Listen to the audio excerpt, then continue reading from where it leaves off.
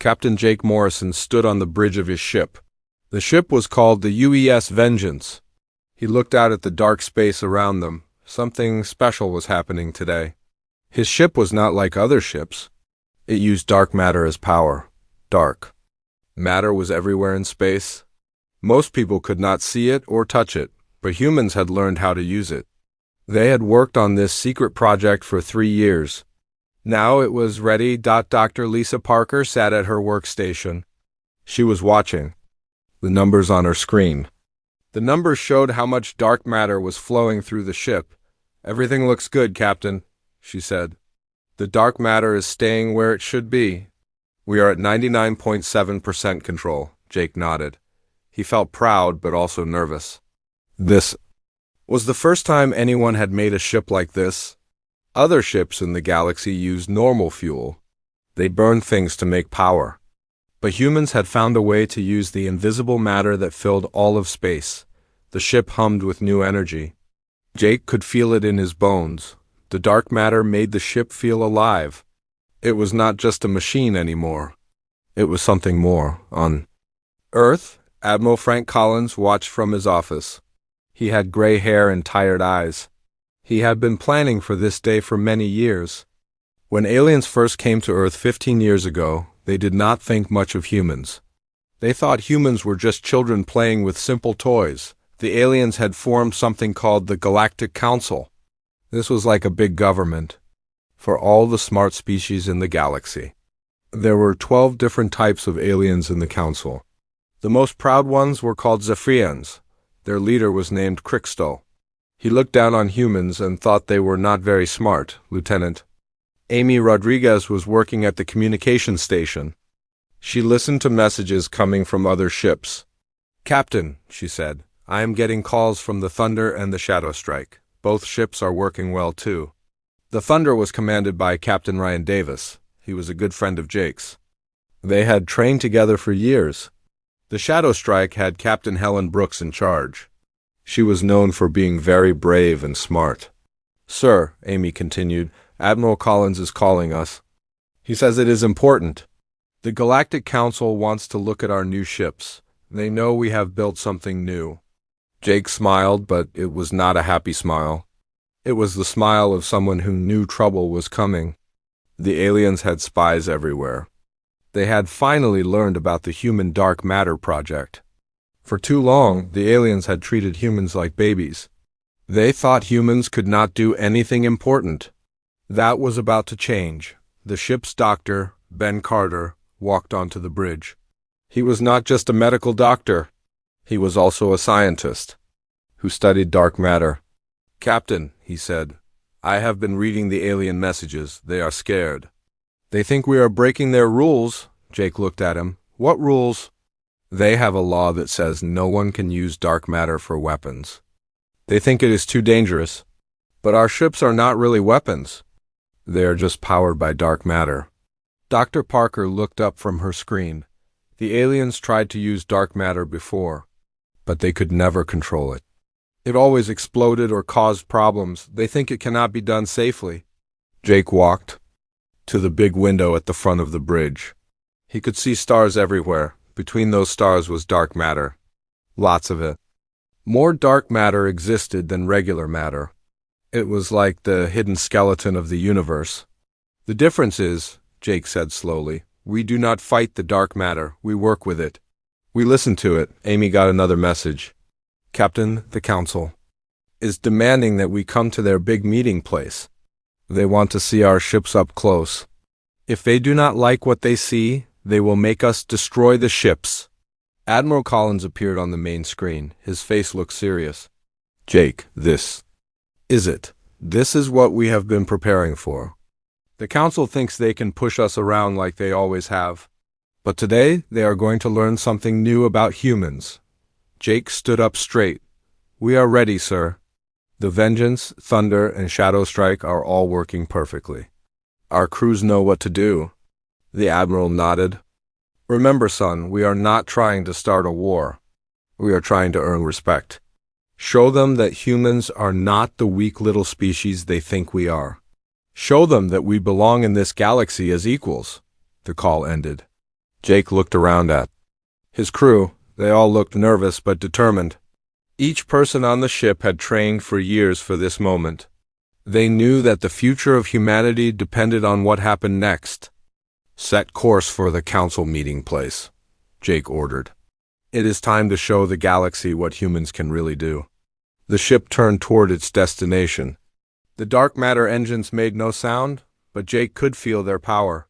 The Vengeance moved faster than any ship had ever moved before.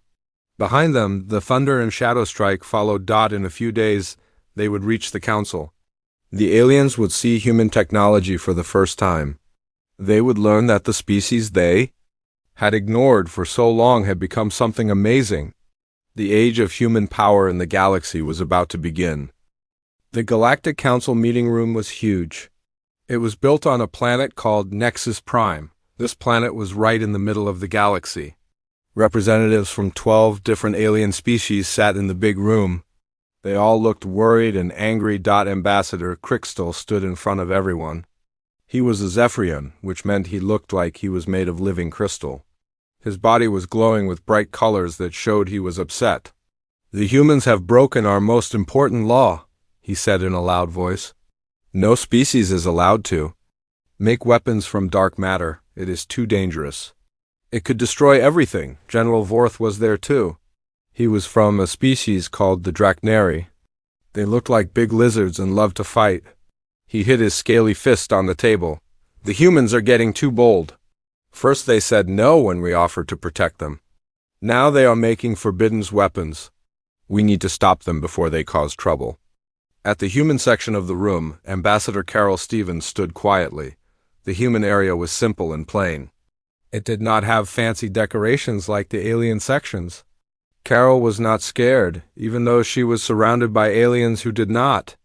Like her, "You are wrong," Carol said in a calm voice. "The treaty says we cannot make dark matter weapons. But our ships are not weapons. They are exploration ships and defense ships that use dark matter as fuel. There is a difference." A being made of pure light floated nearby. This was Luminax from the ethereal species. They were very old and thought they were very wise. "You are just playing with words, human. Dark matter cannot be controlled safely. Your carelessness could kill everyone in the galaxy." The leader of the whole council was High Counselor Zephyrin. He belonged to an ancient species called the Celestial Order. They had ruled the galaxy for thousands of years. He raised his hand for silence. "The humans will show us their technology under controlled conditions. If their dark matter use is dangerous or threatening, they must destroy these ships right away." Carol nodded. "Humanity accepts this challenge. Captain Morrison and his fleet will be here in 3 days." What the council did not know was something very important. Humans had not just learned to use dark matter. They had learned to make friends with it. The secret was not in forcing the dark matter to obey. The secret was in working together with it. Dr. Ben Carter was the smartest human scientist when it came to dark matter. He had spent many years studying old alien records. He found information about species that had tried to use dark matter long ago. Most of them had failed badly. Their planets had been destroyed when the dark matter went out of control, but Ben had discovered something amazing. The key was not in building stronger containers for the dark matter. The key was in the human mind itself. Human thoughts could actually talk to dark matter in a way that other species could not. Back on the human ships, Captain Jake Morrison was preparing for the big test. His crew was nervous but ready. Dr. Lisa Parker was checking all the systems. "One more time, Captain, our dark matter readings are perfect. The connection between our minds and the dark matter is stronger than ever." Captain Ryan Davis called from the Thunder. "Jake, my crew is reporting something strange. When we all focus together, the dark matter seems to get happier. It works better when we work as a team." Captain Helen Brooks spoke from the Shadow Strike. "I am seeing the same thing. It is like the dark matter wants to help us. It responds to our feelings and thoughts." This was the big secret that humans had discovered. Other species tried to control dark matter like it was just fuel, but dark matter was not just fuel, it was almost alive. It could sense the thoughts and feelings of the people around it. And for some reason it liked humans. Dr. Carter had a theory about why this worked. He thought that human consciousness was naturally in tune with the frequency of dark matter. Other species had different types of minds. Their thoughts created the wrong vibrations. When they tried to use dark matter, it fought back, but human minds created the right vibrations. When humans thought peaceful, cooperative thoughts, the dark matter became calm and helpful. When human crews worked together with trust and friendship, the dark matter became very powerful. On Nexus Prime, the alien representatives were still arguing. Many of them were scared. They had tried to use dark matter before and failed. Some of their planets still had scars from dark matter accidents. That happened hundreds of years ago. Ambassador Krikstal was the most worried. His species had lost 2 planets to dark matter explosions. "You do not understand how dangerous this is," he told Carol. "Dark matter has destroyed entire solar systems. It cannot be tamed. It cannot be controlled. Your species is too young to understand this." Carol looked at him calmly. "Maybe the problem is not that dark matter cannot be controlled. Maybe the problem is in how you tried to control it." General Vorth laughed, but it was not a nice laugh. "Humans think they are smarter than species that have existed for millions of years? You have been in space for less than 100 years. We have been studying these forces since before your species existed." "Time does not always equal wisdom," Carol replied. "Sometimes being new means seeing things differently. Sometimes the old ways are not the best ways." High Counselor Zephyron was thinking hard. His species had ruled the galaxy for so long because they were careful and wise. But they had never been able to use dark matter safely. If humans really had found a way to do it, everything would change. The military balance of the galaxy would shift completely. Dark matter was the most powerful force in the universe. Ships powered by dark matter would be faster and stronger than anything that existed. They could change the shape of space itself, but there was something even more important than military power. If humans could really work with dark matter safely, it meant they understood something about the universe that no other species understood. It would mean that the youngest species in the galaxy had achieved something that the oldest species could not. The next 3 days would change everything. Either the humans would prove they could do the impossible, or they would fail spectacularly, and probably die in the process. The galaxy held its breath and waited to see which it would be. The test area near Nexus Prime was filled with alien ships. Every major species in the galaxy had sent observers to watch the human demonstration. Captain Jake Morrison brought his 3 ships into the designated zone. The Vengeance, Thunder, and Shadow Strike moved in perfect formation. The alien ships stayed far away. They were scared that the human ships might explode. Many species had seen dark matter accidents before. Entire fleets had been destroyed when dark matter went out of control. All Council ships stay at least 50,000 kilometers away. Jake broadcast on all communication channels. "We are beginning our demonstration now." Inside the Vengeance, Dr. Lisa Parker watched her instruments carefully. The dark matter core was humming with energy. But it was not a scary hum, it was more like a song. "Captain, all systems are perfect. The dark matter is responding beautifully to our crew's mental patterns." Jake nodded. He could feel the connection between his mind and the dark matter. It was like having a conversation with the universe itself. "Beginning speed test," he announced. The Vengeance suddenly shot forward. It went from standing still to almost the speed of light in just a few seconds.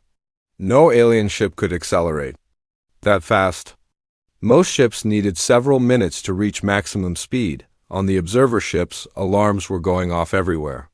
The alien sensors could barely track the human ship. It was moving so fast that it looked like a blur of shadow and light. "Impossible," whispered Ambassador Krikstal from his observation ship. His crystal body was flashing with confusion and fear. "No ship can accelerate that quickly without tearing itself apart. The crew should be dead from the force." But Jake and his crew felt fine. The dark matter field around their ship protected them from the crushing acceleration. It was like being wrapped in a blanket of space itself. Captain Ryan Davis took his turn next. The Thunder moved to the center of the test area. Beginning defensive demonstration, he announced. Several automated weapons platforms began firing at his ship. These were the same weapons that could destroy normal battleships, but something amazing happened. Dark matter barriers appeared around the Thunder. The barriers looked like walls made of shadow and starlight. When the weapons hit the barriers, they did not just bounce off. The energy from the weapons was absorbed and converted into more dark matter fuel. The barriers are not just defending, reported Dr. Parker. They are actually feeding on the attack energy. The more someone shoots at the ship, the stronger it becomes. The alien observers could not believe what they were seeing. Defense systems that grew stronger when attacked violated everything they knew about physics and warfare. Captain Helen Brooks piloted the Shadow Strike next. She demonstrated the most incredible ability of all. Her ship began to fade, becoming transparent like a ghost. Then it flew straight through a large asteroid. The ship did not break the asteroid or push it aside. It passed through the solid rock like the rock was not even there. The Shadow Strike had partially shifted out of normal space-time. We call this phase shifting, Helen explained over the communication channel. By adjusting our dark matter field frequency, we can exist partially in normal space and partially in dark matter space. Physical objects cannot touch us when we are phase shifted. General Vorth's tactical officer was staring at his instruments in shock. Sir, their dark matter signatures are stable beyond anything we have ever measured. The energy output of each ship exceeds our most powerful dreadnoughts by thousands of times. But the most amazing thing was not the power levels. It was the control. Every previous attempt to use dark matter had resulted in explosions or reality tears. The fact that humans could not only contain it safely but use it with perfect precision was beyond understanding. High Counselor Zephron contacted Jake directly. Captain Morrison, your species has achieved something we believed was impossible. How do you maintain such perfect dark matter resonance? Jake's answer was broadcast to all the observer ships. We do not fight the dark matter, Counselor. We listen to it, we work with it. We treat it like a partner, not like a tool. Dr. Ben Carter appeared on the communication channel from Earth. Honored Council members, what you have seen today is only a small sample of our capabilities. Dark matter is not just fuel for us. It is a bridge to understanding how the universe really works. He activated a display that showed dark matter distribution throughout the galaxy. For thousands of years, your civilizations have seen dark matter as dangerous and unpredictable. But humans discovered that consciousness and dark matter are connected. Our minds naturally vibrate at the same frequency as dark matter. Ambassador. Crystal's crystal form dimmed with shock. You are saying that thinking minds can influence the basic structure of space and time? Not just saying it, Dr. Carter replied. Proving it. Our ships do not just use dark matter. We communicate with it. Every human crew member becomes part of a group consciousness that guides the dark matter fields around their ship. Jake added from the Vengeance. Our crews report experiencing a form of cosmic awareness when connected to the dark matter systems. We can sense other ships across vast distances. We can predict enemy movements before they make them. We can feel threats coming from light years away. The military implications were staggering. Traditional weapons and defenses would be useless against ships that could phase through attacks, manipulate space-time, and predict their enemies' actions before those enemies even knew what they were going to do. But the scientific implications were even more important. Luminax, the being made of light, pulsed with excitement. If consciousness can influence dark matter, and dark matter shapes the structure of the universe, then thinking life itself is a fundamental force of creation. Dr. Parker transmitted more data from the Vengeance. We have detected dark matter signatures around every inhabited world in the galaxy. Wherever conscious life exists, dark matter behaves differently.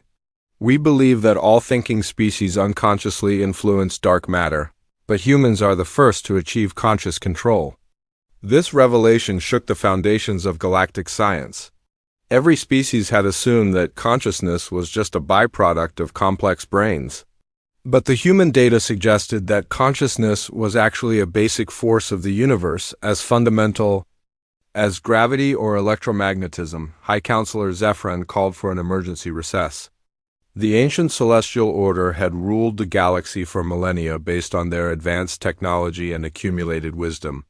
Suddenly, the youngest species in the council had demonstrated capabilities that made their own achievements seem primitive. Admiral Collins, observing from Earth, spoke to his staff. They are beginning to understand. We have not just built better weapons or faster ships. We have proven that humanity has a unique relationship with the universe itself. We are not just another species competing for resources. We are partners with the cosmos. The demonstration was over, but its effects would last forever. The galaxy would never be the same. The Galactic Council chambers were completely different now. What had started as a trial to punish humans had become something much bigger. The alien representatives sat in stunned silence as they tried to understand what they had just witnessed. Doctor Ben Carter appeared as a hologram from the human research station near Earth. Honored council members, what you saw today is only the beginning. Dark matter is not just fuel for our ships. It is a doorway to understanding the most basic truths about reality itself. He activated a new display that showed the entire galaxy. Dark matter was everywhere, like an invisible web connecting all the stars and planets. For centuries, your civilizations have treated dark matter as something to be feared. You saw it as chaotic and destructive. But humans learned that dark matter is not chaotic at all. It responds to consciousness. Ambassador Crickstall's crystal body flickered with disbelief. You are claiming that thoughts can change the fundamental forces of the universe? Not claiming, Dr. Carter replied calmly, demonstrating. Our ships work because consciousness and dark matter exist in quantum entanglement. Human neural patterns naturally harmonize with dark matter frequencies. This happens because consciousness itself helps shape reality at the quantum level. Captain Jake Morrison spoke from the Vengeance, which was still in the test area. Our crews do not just pilot these ships. They become part of them. When we interface with the dark matter systems, we experience a form of cosmic awareness. We can sense things happening across vast distances. We can predict movements before they occur. The military implications were frightening to the alien observers. General Vorth's tactical computers were showing impossible readings. Ships that could phase through solid matter, predict enemy actions, and convert incoming attacks into additional fuel would make traditional warfare obsolete, but the scientific implications were even more revolutionary. Luminax, the energy being, pulsed with intense curiosity. If consciousness can influence dark matter, and dark matter shapes the structure of the universe, then sentient life is not just an accident. It is a fundamental force of creation itself. Dr. Lisa Parker transmitted detailed scientific data from her position on the Vengeance. We have been studying dark matter signatures around inhabited worlds throughout the galaxy. Every planet with intelligent life shows unique dark matter patterns. The dark matter behaves differently wherever conscious beings exist. This information hit the Council like a shockwave. For millions of years, the various species had believed that consciousness was simply the result of complex chemical reactions. In brains, they thought that intelligence was rare and unimportant in the grand scheme of the universe, but the human data suggested something completely different. Consciousness was not just a side effect of evolution. It was a basic property of the universe, as fundamental as gravity or electromagnetic force. High Counselor Zephyrin struggled to process this information. His species, the Celestial Order, had ruled the galaxy for thousands of years. They had based their authority on being the oldest and most technologically advanced civilization. Now, a species that had only been in space for decades was showing them truths about the universe they had never imagined. How long have you known this? Zephyrin asked. Admiral Collins answered from Earth. We have suspected the connection between consciousness and dark matter for about 5 years, but we only achieved stable control 18 months ago. The breakthrough came when we stopped trying to dominate the dark matter and started trying to cooperate with it. Dr. Carter continued. The explanation. Every previous attempt at dark matter manipulation failed because the species involved approached it with the wrong mindset. They tried to force dark matter to obey them. They used fear, aggression, and the desire for power as their driving emotions. But dark matter responds to consciousness, Captain Ryan Davis added from the Thunder. When consciousness is filled with fear and aggression, dark matter becomes unstable. When consciousness is filled with cooperation and harmony, dark matter becomes perfectly controllable. Ambassador Carol Stevens stood up in the human section of the council chambers. This is why our ships work and yours do not. It is not because humans are smarter or more advanced. It is because we approach dark matter with the right attitude. We see it as a partner, not as a tool to be dominated. General Vorth found this concept difficult to accept. His entire species was built around the idea that strength came from domination and control. You are saying that power comes from cooperation? That makes no sense. Captain Helen Brooks responded from the Shadow Strike. General, our dark matter abilities actually increase when multiple human crews work together. When we coordinate our consciousness, our ships become more powerful. Cooperation literally makes us stronger. This was perhaps the most shocking revelation of all. Most civilizations believed that power was a limited resource. If one person had more power, it meant someone else had less. But the humans were demonstrating that some kinds of power actually increased when they were shared. Dr. Carter showed new data on the holographic display. We have discovered that dark matter consciousness cannot be developed through aggression or competition. Species that try to weaponize it always fail catastrophically. The universe seems to have built-in safeguards against the misuse of its fundamental forces. High Counselor Zephyrin consulted with the other council leaders in hushed tones.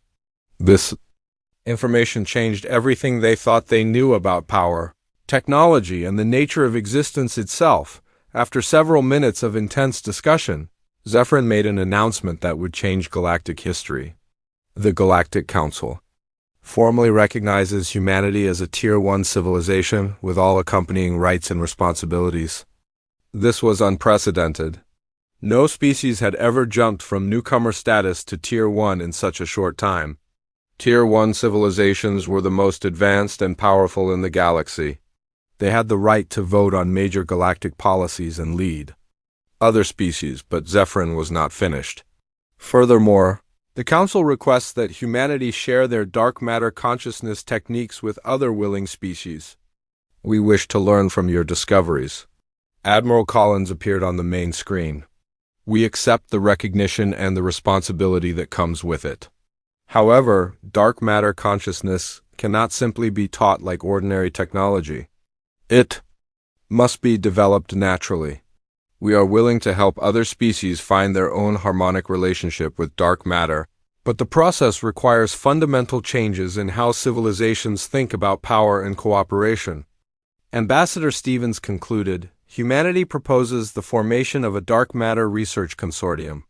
All willing species can work together to explore these new frontiers, but participation requires a commitment to peaceful development and cooperative exploration.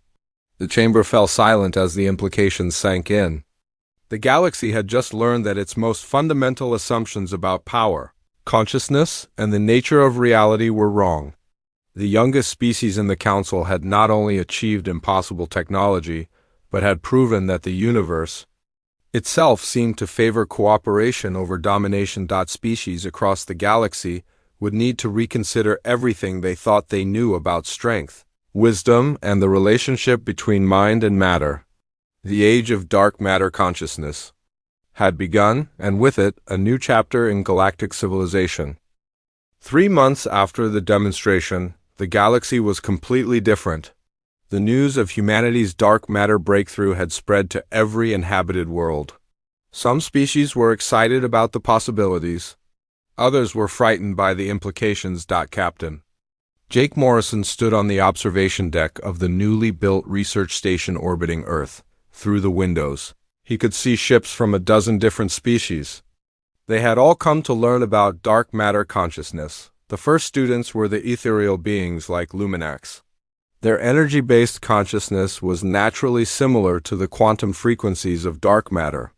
Within weeks, they had achieved basic dark matter resonance. Their ships could now phase shift, though not as smoothly as human vessels. Dr. Lisa Parker was leading the research consortium from the main laboratory. She had teams of scientists from 8 different species working together. The key breakthrough, she explained to a group of Celestial Order researchers, is understanding that consciousness is not separate from the physical universe. They are part of the same system. The Zephians were having more difficulty. Ambassador Crystal had volunteered to be part of the first test group from his species. His crystal structure made it hard for him to achieve the fluid mental states that dark matter required. "I can feel the dark matter responding," Crystal reported during a training session. But my thoughts are too rigid. My consciousness is too structured to flow with the dark matter frequencies." Dr. Ben Carter worked with him patiently. "Do not try to control your thoughts. Let them move naturally. Dark matter responds to organic mental patterns, not forced ones." After many weeks of practice, Crystal finally achieved a breakthrough. His crystal body began to glow with a new kind of light as he connected with a small dark matter sample. "I understand now," he said with wonder in his voice. "It is not about thinking harder, it is about thinking together with the universe." The military implications of the new technology were creating changes throughout the galaxy. General Vorth had initially opposed the human breakthrough, but now he was one of the most enthusiastic students. His species, the Drachneri, were natural warriors, but they were learning that true strength came from harmony, not aggression. "My people have always believed that power comes from conquest," Vorth explained to Captain Ryan Davis during a training exercise, "but your dark matter ships have taught us something new. The strongest warriors are those who fight alongside the universe, not against it." The Thunder had been assigned to help train Drachneri crews. Captain Davis found them to be quick learners once they changed their mindset. "The hardest part for them is letting go of the need to dominate," he reported to Admiral Collins. "But once they understand cooperation, their warrior discipline actually helps them maintain focus." Captain Helen Brooks was working with the most difficult group species that had tried and failed to use dark matter in the past. Many of these civilizations had traumatic memories of dark matter accidents. Entire planets had been destroyed when dark matter experiments went wrong. "We are teaching them that their previous failures were not because dark matter is dangerous," Helen explained. "They failed because they approached it with fear and the desire to control. Fear creates the wrong frequency patterns." The research was revealing amazing discoveries about the nature of consciousness itself. Dr. Carter had established laboratories on 15 different worlds, each studying how different types of minds interacted with dark matter. "Every species has a unique consciousness signature," he reported to the Galactic Council. "But all conscious beings can learn to harmonize with dark matter if they approach it correctly. The universe seems to welcome all forms of cooperative consciousness." High Counselor Zephyrin had been personally involved in the research from the beginning. At first, he had been skeptical and worried about human claims. Now he was one of the strongest supporters of the consortium. "The humans have given us more than new technology," he announced to the council. "They have given us a new understanding of our place in the universe. We are not separate from the cosmos. We are active participants in its creation." The economic implications were also revolutionary. Dark matter ships required almost no fuel in the traditional sense. They powered themselves by working with the natural dark matter that existed everywhere in space. This meant that transportation costs dropped to almost nothing. Trade between distant worlds became much easier and cheaper. Species that had been isolated because of vast distances could now communicate and trade regularly. The galaxy was becoming more connected than ever. But perhaps the most important change was philosophical. For millions of years, galactic civilizations had competed with each other for resources and territory. The discovery of dark matter consciousness was changing this fundamental assumption. Resources are not limited when you work with the universe. Instead of against it, Ambassador Carol Stevens explained to a gathering of planetary governors. Dark matter is everywhere. It is infinite. When we learn to cooperate with it, scarcity becomes abundance. Some species were struggling with these new ideas. The concept that cooperation could create more power than competition challenged basic assumptions that had guided their societies for thousands of years, but other species embraced the changes enthusiastically. The research consortium was growing every month as more civilizations wanted to learn the new techniques. Admiral Collins watched the developments from Earth with satisfaction and some concern. "We have given the galaxy something wonderful," he told his staff. "But we have also given them something that could be misused if they forget the lessons of cooperation." Captain Morrison understood the Admiral's concerns. "That is why the training is so important. We are not just teaching them how to use dark matter. We are teaching them how to think differently about power and relationships." The human ships continued to patrol the galaxy, but their role had changed. They were no longer just explorers or defenders. They had become teachers and guardians of a new way of thinking. Dr. Parker made a final report to the consortium after 1 year of operation. "We have achieved stable dark matter resonance with representatives from 19 different species. 7 species have successfully built their own dark matter-powered vessels. The universe is becoming a more cooperative place." As Jake looked out at the stars from his ship, he felt a deep sense of satisfaction. Humanity had not conquered the galaxy through force or superior technology. They had changed it through understanding and cooperation. The dark matter warships had indeed stunned a galactic council.